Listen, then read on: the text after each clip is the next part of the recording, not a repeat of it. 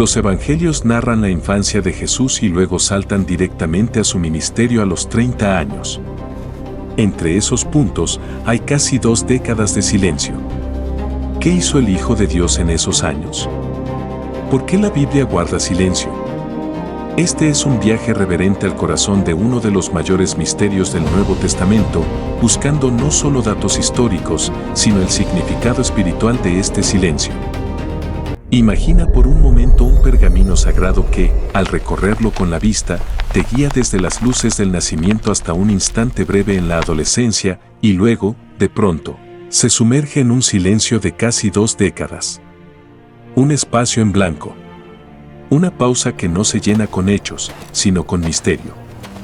Así nos presenta la Biblia la vida de Jesús. El niño en Belén. El niño llevado a Egipto. El niño regresando a Nazaret. Y, a los 12 años, el niño que asombra a los maestros en el templo. Después, nada. No hay relatos de sus 13, ni de sus 20, ni de sus 25 años.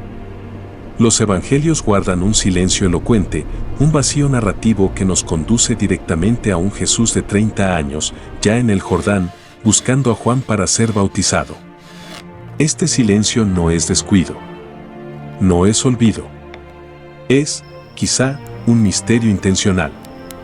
Un misterio que nos invita a reflexionar no solo en lo que pudo haber hecho Jesús en esos años, sino en por qué el Espíritu Santo inspiró a los autores sagrados a callarlo.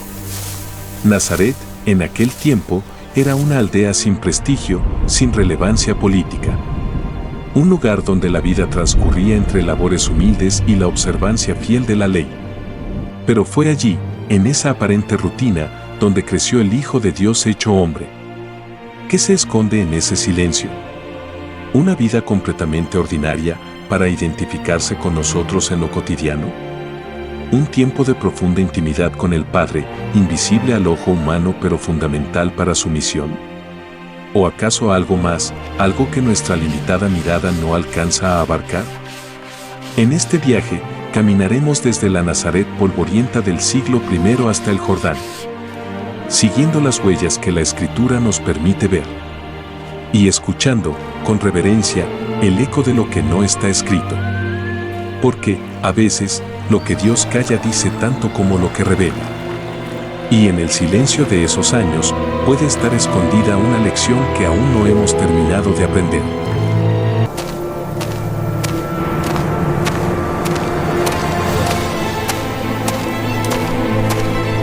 Capítulo 1. La semilla de la fe, Nazaret, un lugar de silencio. Imagina una colina suave en la Baja Galilea, donde el viento acaricia trigales dorados y olivos centenarios. En el siglo I, Nazaret no era más que una pequeña aldea agrícola, con quizás unas pocas decenas de familias. Sin murallas, sin relevancia política, sin comercio internacional. A ojos del mundo romano, insignificante. A ojos de Dios, el lugar elegido para que su Hijo creciera.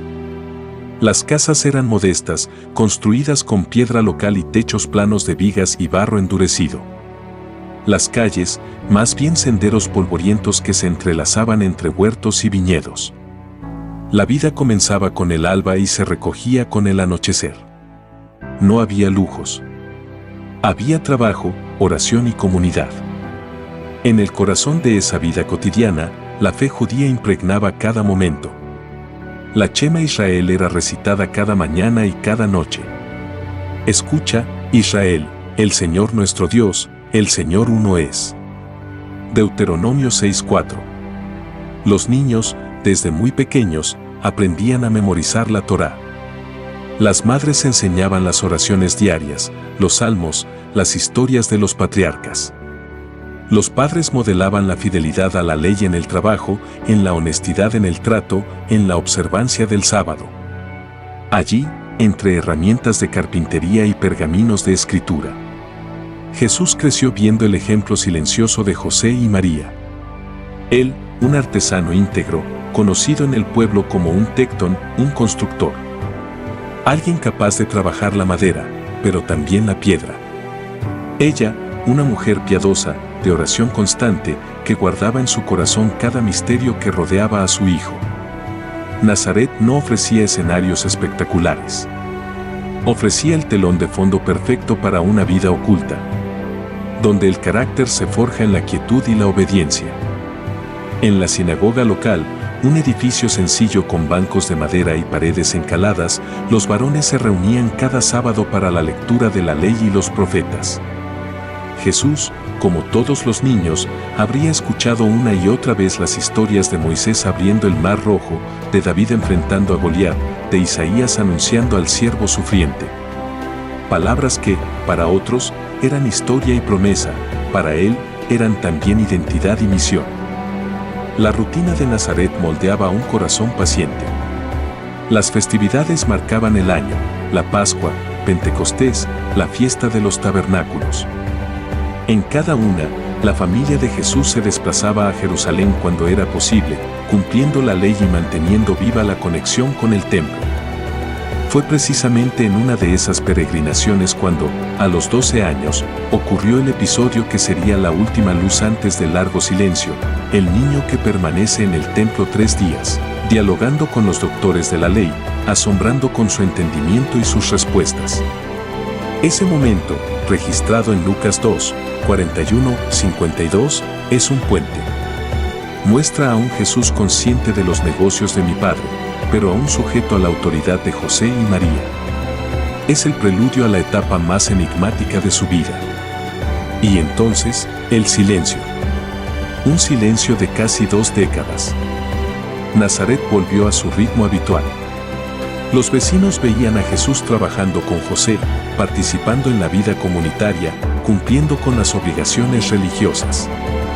Nada extraordinario para quienes lo conocían. Pero, como las semillas bajo tierra, lo extraordinario crecía oculto. Ese silencio no es vacío, es preparación. En la economía de Dios, los años escondidos son tan importantes como los de manifestación pública. La vida de Jesús en Nazaret enseña que el reino de Dios también se construye en lo invisible, en la fidelidad diaria, en el trabajo constante y en la oración silenciosa. Nazaret no era un lugar admirado. Cuando Natanael, uno de los primeros en oír hablar de Jesús como el Mesías, respondió en Juan 1:46. ¿De Nazaret puede salir algo de bueno? Estaba expresando un prejuicio común: las aldeas pequeñas no producían líderes, profetas ni maestros reconocidos. Eran vistas como rincones olvidados, sin influencia en la política o en la religión nacional. Sin embargo, era precisamente allí donde el plan divino se estaba desarrollando. En esa aparente irrelevancia, Dios estaba formando el carácter humano del Redentor. Jesús aprendía el valor del trabajo duro, la importancia de la palabra dada, el ritmo de la vida rural, la solidaridad comunitaria. Cada gesto, cada conversación en la plaza, cada acto de ayuda a un vecino, eran parte del tejido invisible de su preparación. En la casa de José y María, la vida giraba en torno a la fidelidad a Dios. Las oraciones marcaban las horas, la Torá era fundamento y guía, y el hogar se convertía en el primer santuario donde Jesús veía encarnada la ley en actos concretos, el cuidado del prójimo, la hospitalidad al extranjero, el respeto al anciano. Podemos imaginar a Jesús de adolescente, observando el mundo con una mirada atenta y compasiva, escuchando historias de opresión bajo Roma, viendo el cansancio en los rostros de quienes pagaban impuestos abusivos, notando el dolor silencioso de los enfermos y marginados. No era aún su hora, pero su corazón ya estaba alineado con la misión que vendría. Ese prolongado silencio en la narración bíblica no es un vacío para llenar con especulación trivial, sino una invitación a contemplar el valor de la vida oculta. Años de obediencia, de crecimiento en gracia, de preparación invisible, donde el Creador del universo escogió vivir como uno más entre los suyos. Cuando finalmente el Evangelio nos lo muestra nuevamente, ya no es el niño en el templo, sino el hombre que viene al Jordán.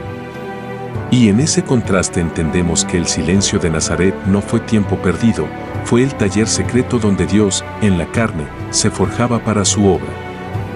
Capítulo 2. El vaso elegido, Jesús, el Hijo creciendo en sabiduría. La Escritura resume casi 2 décadas de vida en una sola frase, sencilla pero insondable. Y Jesús crecía en sabiduría, en estatura y en gracia para con Dios y los hombres. Lucas 2:52. Cada palabra aquí es un océano. Sabiduría no es solo conocimiento, sino comprensión profunda, discernimiento justo, la capacidad de ver las cosas desde la perspectiva de Dios. Estatura, crecimiento físico, fuerza, madurez, el desarrollo de un cuerpo humano que un día cargaría con una cruz.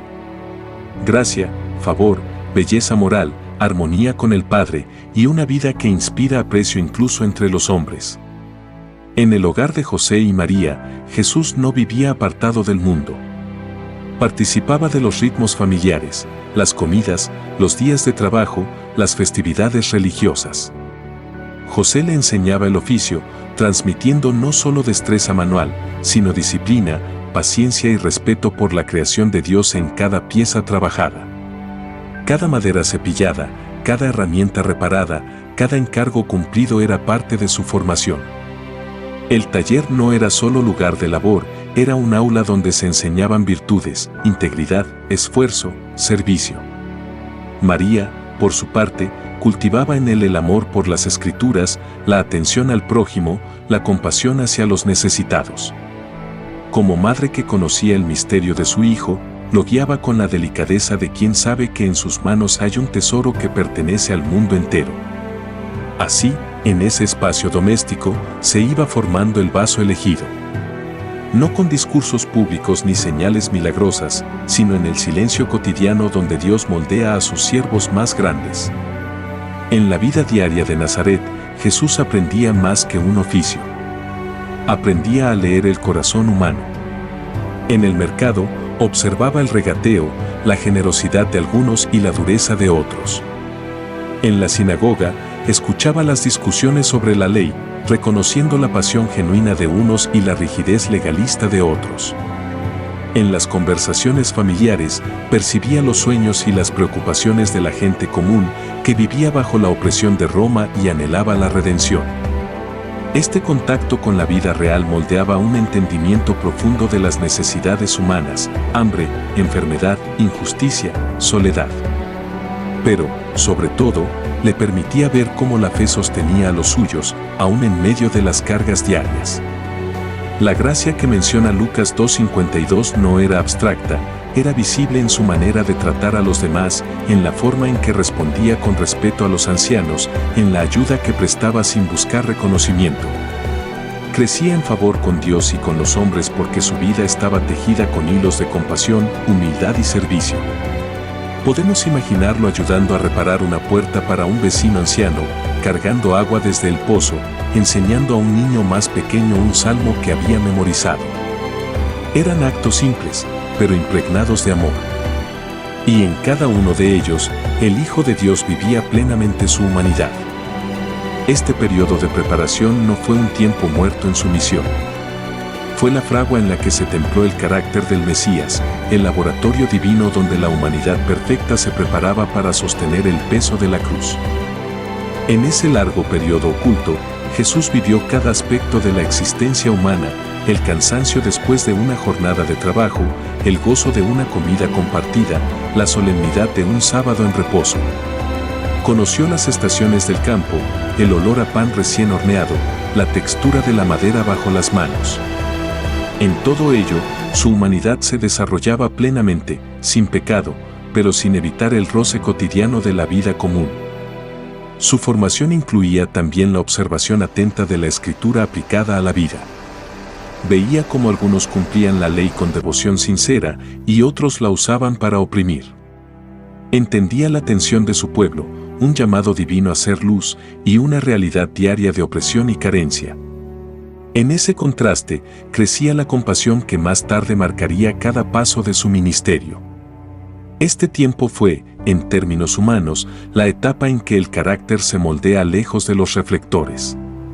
Y en términos divinos, el cumplimiento de un patrón que Dios repite en sus siervos, años de preparación en lo secreto antes de enviarlos a la obra pública. Así fue con Moisés en Madián, con David cuidando ovejas, con Elías en el arroyo Querit. Y así fue con Jesús en Nazaret. Lucas resume este proceso en una línea, pero esa línea encierra un misterio profundo, el de un Dios que elige no apresurar su plan, sino dejar que la semilla crezca a su debido tiempo. En cada paso, Jesús crecía no solo en estatura física, sino en la sintonía perfecta con la voluntad del Padre, preparándose para el día en que saldría del anonimato para cambiar la historia del mundo. Capítulo 3. El vértice del misterio sagrado, el silencio de los evangelios. Entre Lucas 2:52 y Mateo 3:1 hay un salto que desconcierta. Pasamos de un Jesús joven, que crece en sabiduría y gracia, a un Jesús adulto, que se acerca al Jordán para ser bautizado por Juan. Es un salto de casi 2 décadas, y la Biblia no nos ofrece un solo detalle de lo ocurrido en ese lapso. Este silencio no es casual.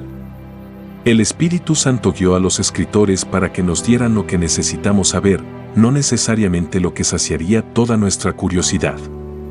Sin embargo, esta ausencia narrativa provoca que nos detengamos a meditar, ¿por qué este tramo de la vida de Jesús está velado? ¿Qué nos enseña este silencio? En la tradición bíblica, el silencio nunca es vacío, es un espacio donde Dios actúa fuera de la mirada pública. Moisés pasó 40 años en el desierto de Madián antes de liberar a Israel. David cuidó ovejas antes de reinar. Elías se ocultó junto al arroyo Querit antes de enfrentarse a los profetas de Baal. El silencio, entonces, es un patrón divino, un tiempo de formación en lo secreto. Podemos imaginar a Jesús en estos años viviendo la vida de un judío fiel en Galilea, cumpliendo la ley, trabajando como carpintero, participando en las fiestas, estudiando la Escritura, orando con los salmos. No hay milagros registrados, no hay discursos públicos, no hay confrontaciones con fariseos. Es una vida común, pero vivida por el Hijo de Dios. Ese es el verdadero vértice del misterio, el creador del universo encarnado, viviendo décadas sin llamar la atención, sumergido en lo ordinario, esperando el momento exacto determinado por el Padre para revelarse. En el plano histórico, este lapso entre los 12 y los 30 años de Jesús ha despertado innumerables hipótesis. Algunas, desde un punto de vista puramente académico, sugieren que llevó una vida totalmente ordinaria, centrada en el trabajo y la vida familiar, sin eventos públicos relevantes. Esta es, probablemente, la conclusión más coherente con el carácter de los evangelios, no narrar lo que no forma parte de la misión redentora ni de la revelación necesaria para la fe. Otras teorías, de carácter extrabíblico, han imaginado viajes a regiones distantes, a Egipto para aprender de comunidades judías allí establecidas o incluso más lejos, hacia Siria, Babilonia o las rutas comerciales donde habría tenido contacto con diásporas judías. Algunas especulaciones modernas incluso sugieren que pudo tener interacción con culturas no judías para ampliar su comprensión del mundo humano. Sin embargo, estas ideas no tienen sustento bíblico y deben evaluarse con prudencia, siempre distinguiendo entre la fe revelada y la curiosidad histórica. Más allá de las hipótesis, lo que tenemos es un silencio intencional en la narración. Y en la Biblia, los silencios son pedagógicos, nos enseñan que no todo lo que Dios hace se registra para nuestra curiosidad, pero sí para nuestro crecimiento espiritual. El valor de un periodo oculto está en lo que forja en el carácter, en la dependencia de Dios, en la madurez invisible que luego se manifestará. El salto narrativo que nos lleva de Lucas 2:52 a Mateo 3:1 es como pasar de la penumbra de una cámara oculta a la luz plena del día. La voz que escucharemos en el Jordán, la autoridad que asombrará en las sinagogas, la compasión que tocará a leprosos y pecadores, todo eso se gestó en el silencio de esos años. El Jesús que veremos caminar sobre el agua es el mismo que, durante años, caminó cada día por las mismas calles de Nazaret, fiel en lo pequeño, antes de ser manifestado en lo grande. Ese silencio prolongado de los evangelios, más que un vacío informativo, es un espacio espiritual que nos invita a la contemplación. Nos recuerda que el reino de Dios no se edifica únicamente en lo visible o lo espectacular, sino también en lo oculto y silencioso. Jesús no necesitó una etapa pública temprana para validar su misión, Su identidad y propósito estaban arraigados en la comunión constante con el Padre. En la perspectiva divina, esos años ocultos son una enseñanza para todo discípulo. Antes de la misión, viene la preparación; antes de hablar, viene el escuchar; antes de actuar, viene el aprender a obedecer. Así, el tiempo de Jesús en Nazaret es un llamado a valorar la formación invisible que precede a la obra visible. El silencio de los evangelios también protege el misterio. Nos recuerda que Jesús no es simplemente una figura histórica para ser desmenuzada y catalogada, sino el Hijo de Dios, cuya vida trasciende la simple cronología. Hay cosas que no se registraron porque no forman parte de un relato biográfico convencional, sino de una revelación divina que selecciona lo necesario para la fe. Finalmente, este silencio nos reta: ¿cómo vivimos nuestros propios años perdidos? ¿Vemos el tiempo sin notoriedad como desperdicio, o lo abrazamos como la fragua en la que Dios nos moldea? Jesús santificó la vida oculta. Con su ejemplo, mostró que cada acto de fidelidad cotidiana, cada paso en obediencia silenciosa, es parte del reino. Capítulo 4. El eco en nuestra fe, el Dios que obra en lo secreto. El silencio de los evangelios no es solo un dato curioso para estudiosos de la Biblia, es un espejo en el que podemos ver nuestra propia vida de fe. En él encontramos un patrón que se repite en la historia de cada creyente: Dios obra en lo oculto, en temporadas que parecen irrelevantes, en días que no parecen dejar huella. Jesús vivió 3 décadas y solo 3 años de ministerio público. Eso significa que la mayor parte de su vida terrenal fue invisible para el mundo, pero no para el Padre. Esto nos recuerda que el valor de nuestra vida no se mide únicamente por los momentos visibles, sino por la fidelidad diaria que solo Dios ve. En Mateo 6:6, Jesús mismo enseñó: «Mas tú, cuando ores, entra en tu aposento, y cerrada la puerta, ora a tu Padre que está en secreto, y tu Padre que ve en lo secreto te recompensará en público». Ese principio no se limita a la oración, abarca toda la vida. El Dios que ve en lo secreto nos llama a vivir para su aprobación, no para la del público. Los años ocultos de Jesús son una invitación a abrazar el tiempo de preparación, aunque nadie más lo entienda. Cuando pensamos en esos años en Nazaret, podemos ver a Jesús como el modelo perfecto de paciencia y obediencia. No buscó adelantarse al plan de Dios. No intentó hacerse conocido antes de tiempo. Esperó el momento señalado por el Padre. Y mientras esperaba, crecía. No solo en estatura y habilidades, sino en la gracia y en la comunión que serían la base de su ministerio. La vida oculta de Jesús nos enseña que el valor de un creyente no se mide por la cantidad de aplausos que recibe, sino por la profundidad de su fidelidad en los lugares donde nadie lo ve. Así como la semilla germina bajo la tierra antes de asomar a la luz, Dios nos moldea en la intimidad antes de colocarnos en posiciones visibles. Muchos creyentes luchan con la impaciencia. Queremos ver frutos rápidos, ministerios reconocidos, cambios inmediatos. Sin embargo, el ejemplo del Maestro nos invita a valorar los años de anonimato como parte esencial del plan divino. No son años perdidos, sino años invertidos en la formación de un carácter que pueda sostener la misión. El eco de los años perdidos de Jesús resuena en nuestras vidas cuando atravesamos temporadas de silencio, donde parece que nada sucede. En esos momentos, recordar que el mismo Hijo de Dios pasó por un tiempo así nos da consuelo y perspectiva. Él conoce el peso de esperar. Él entiende la disciplina de permanecer en lo que parece ordinario. Y así, el silencio de Nazaret se convierte en una voz para nosotros. Permanece. Confía. Crece. Tu momento llegará en el tiempo perfecto de Dios. Hay un poder espiritual en aceptar que Dios obra en lo secreto. Es un acto de fe reconocer que, aunque no haya señales visibles, el Señor sigue moviendo piezas, preparando circunstancias y moldeando nuestro corazón. Jesús no necesitó señales públicas durante esos años para afirmar que el reino de Dios estaba cerca. Su vida silenciosa en Nazaret ya era parte del reino. En nuestras propias vidas, este principio nos llama a abrazar el proceso.